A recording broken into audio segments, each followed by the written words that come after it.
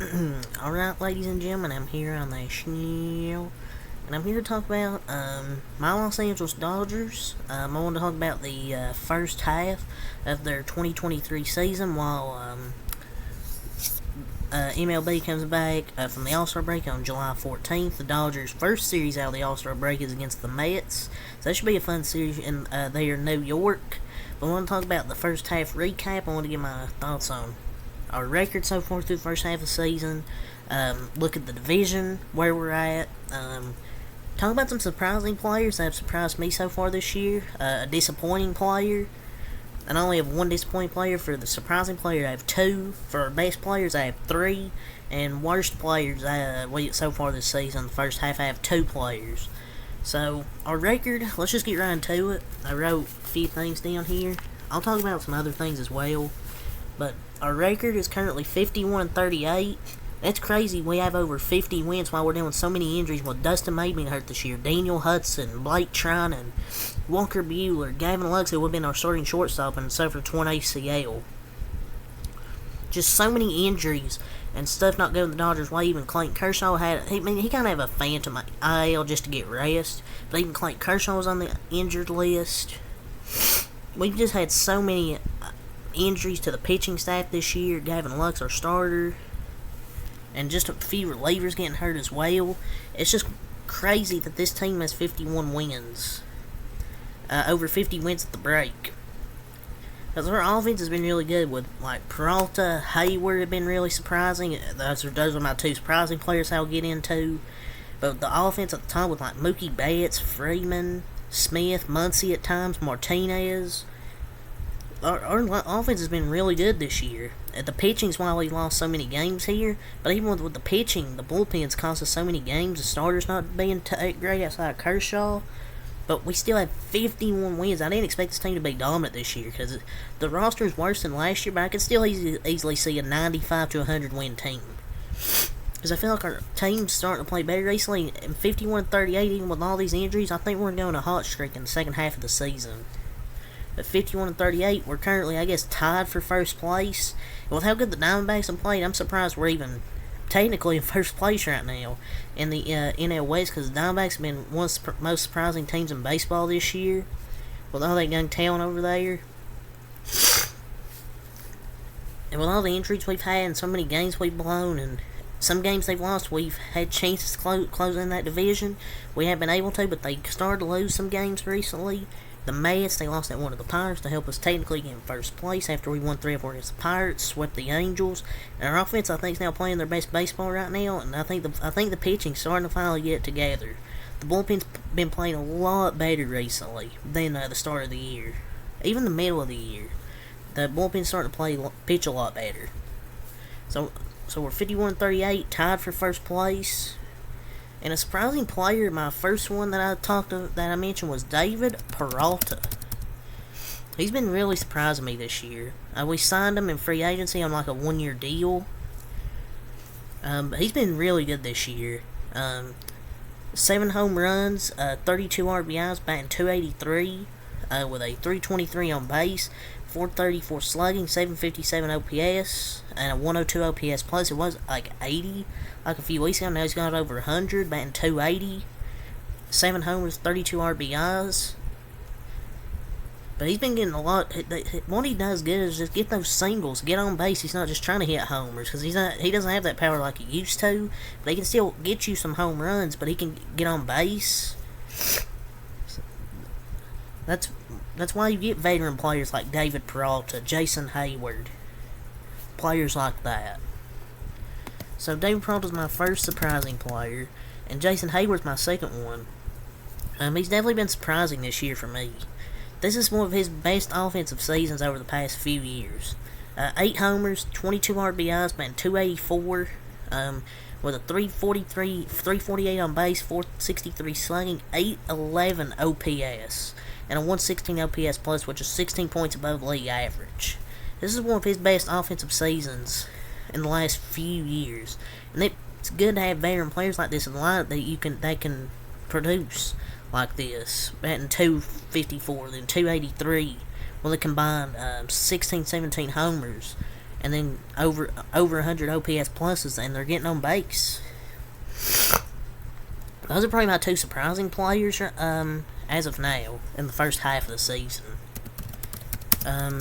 My disappointing player for the Dodgers this season, so at least in the first half he just got optioned down, it's Miguel Vargas. He's been really disappointing. I definitely expected more from Miguel Vargas to start this season.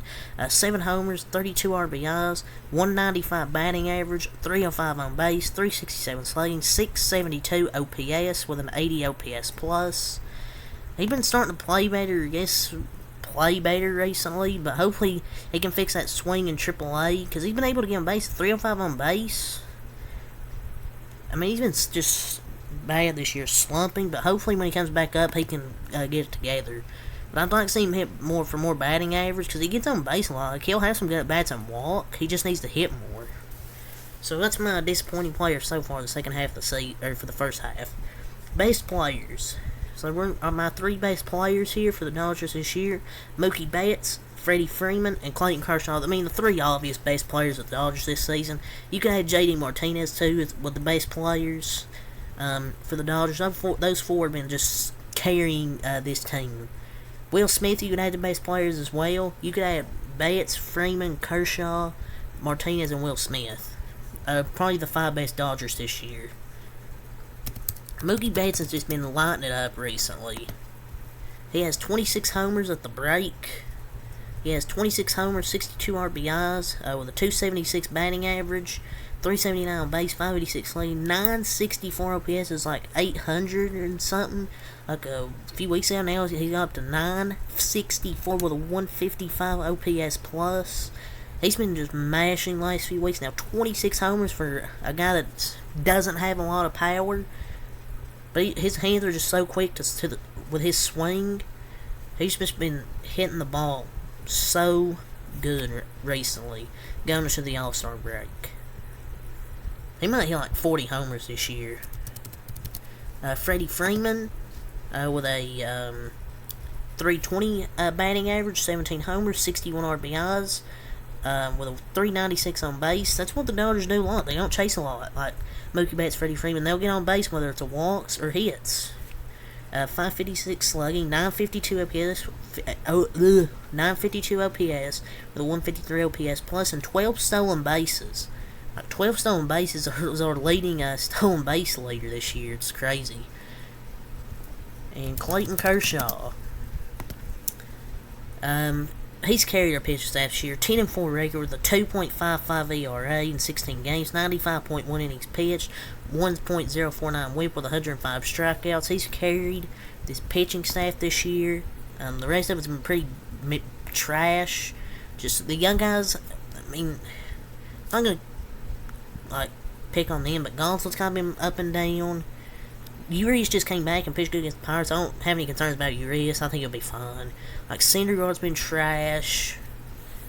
Kershaw's just carried this pitching staff. And even when the IL for rest, it wasn't because of an injury. I think it's just for rest. To rest his shoulder. Yeah, those are my best players. JD Martinez has had a good season as well. I wanted to mention him right quick. With 22 homers, 62 RBIs, with a 303 on base, 570 slugging, 872 OPS, with a 128 OPS plus. And Will Smith, we'll talk about right quick as well. The Dodgers catcher, 13 homers, 46 RBIs, 279 on base, or 279 batting average, 396 on base, 494 slugging, 889 OPS, with a 138 OPS plus. One of the best catchers in the league. But those are my 3 best Dodgers players with 2 honorable mentions. Now let's get to worst players. I have 2 players here on worst players. Austin Barnes is my first nominee for worst players. Holy hell, he's been bad. No home runs, a negative 1.4 WAR this season, only 10 base hits. Freddie Freeman has more stolen bases than Austin Barnes has base hits.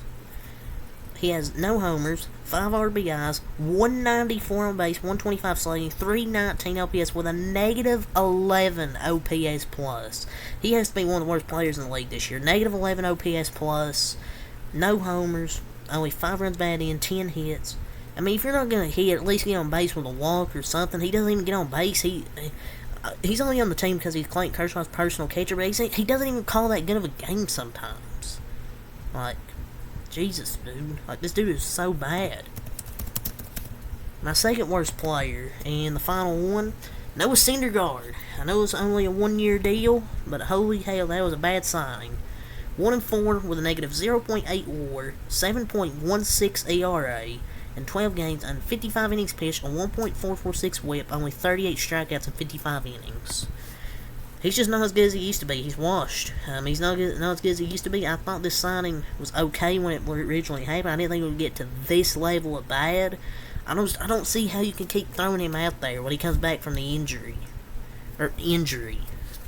Like, I don't want to see Noah Syndergaard pitch, man. I'm sorry.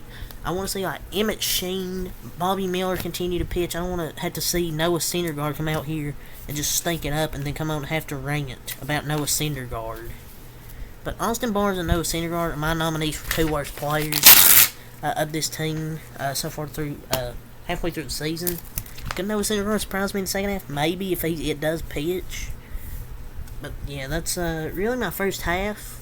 We're 51-38, tied for first place in the division, technically first. I get my best players, or surprising players, disappointing player, best players, and then worst players.